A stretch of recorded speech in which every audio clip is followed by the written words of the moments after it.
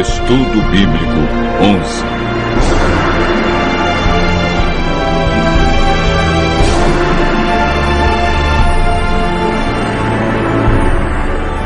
Os 6 passos da salvação.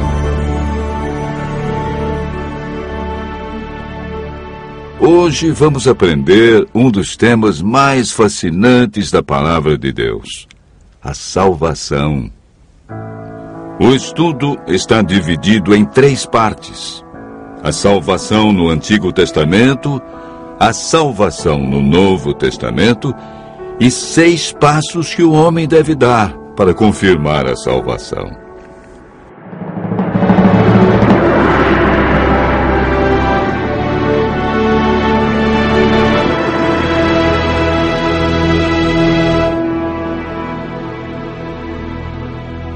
De acordo com a Bíblia, todos nós somos pecadores e estamos separados de Deus pelo pecado. O profeta Isaías afirma que as vossas iniquidades fazem separação entre vós e o vosso Deus, e os vossos pecados encobrem o seu rosto de vós, para que não vos ouça. Isaías 59, verso 2. Para nos livrar das consequências do pecado e da morte eterna, Deus nos concedeu um presente. Mateus capítulo 1, verso 21 afirma: ela dará à luz a um filho, e lhe porás o nome de Jesus, porque ele salvará o seu povo dos pecados deles. O evangelista João, no capítulo 3, verso 16, diz: porque Deus amou o mundo de tal maneira que deu o seu Filho unigênito, para que todo aquele que nele crê não pereça, mas tenha a vida eterna. Em toda a Bíblia, a salvação é apresentada unicamente pela graça. O termo usado para referir-se à salvação no Antigo Testamento é graça. Em Gênesis 6, verso 8, lemos: porém Noé achou graça diante do Senhor. Gênesis 15, verso 6, nos fala de Abraão. Creu no Senhor, e isso lhe foi imputado para a justiça. Davi orou: volta-te, Senhor, e livra minha alma. Salva-me por tua graça. Salmo 6, verso 4. No Antigo Testamento, o homem era salvo mediante a fé no Cordeiro, que viria para tirar o pecado do mundo. Vejamos agora como ocorre a salvação no Novo Testamento. O plano de salvação que existe no Novo Testamento é uma continuação do plano descrito no Antigo Testamento. A Bíblia não apresenta uma mudança no plano da salvação. Lemos em Atos 15, verso 11, uma das crenças da Igreja Apostólica. Mas cremos que fomos salvos pela graça do Senhor Jesus, como também aqueles o foram. O apóstolo Paulo, em sua carta aos Efésios 2, verso 8, confirma que a salvação é por meio da graça. Porque pela graça sois salvos mediante a fé. E isto não vem de vós, é dom de Deus.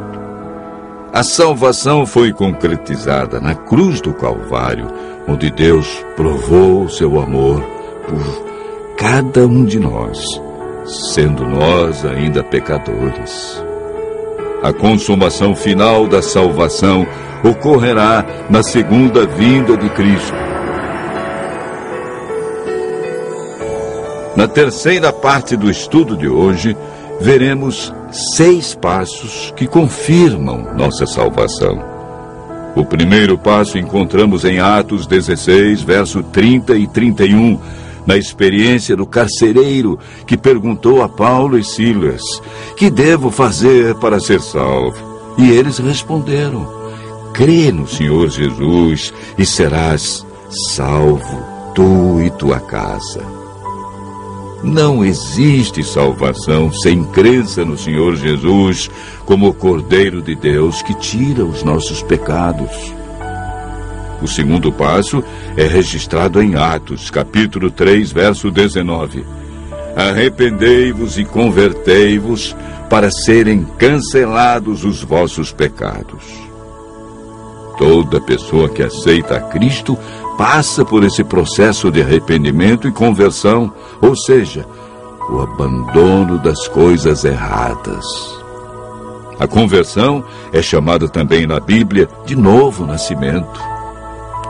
O terceiro passo é apresentado na primeira carta de João, capítulo 1, verso 9. Se confessarmos os nossos pecados, Ele é fiel e justo para nos perdoar os pecados e nos purificar de toda injustiça. Todo pecado confessado, sinceramente a Cristo, é perdoado. Não importa o que fizemos no passado, Deus nos concede o seu perdão, não levando em conta os tempos de ignorância. O quarto passo da salvação está relatado em Mateus 19, versos 16 e 17, na resposta de Jesus ao jovem rico. Se queres, porém, entrar na vida, guarda os mandamentos. O amor que o jovem rico demonstrava por Jesus não era suficiente para viver em conformidade com os mandamentos. Jesus disse: aquele que me ama guardará os meus mandamentos.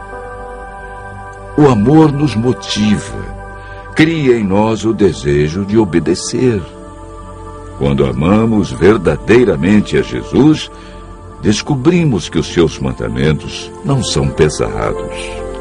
O quinto passo é apresentado em Marcos 16, verso 16. É uma declaração de Jesus.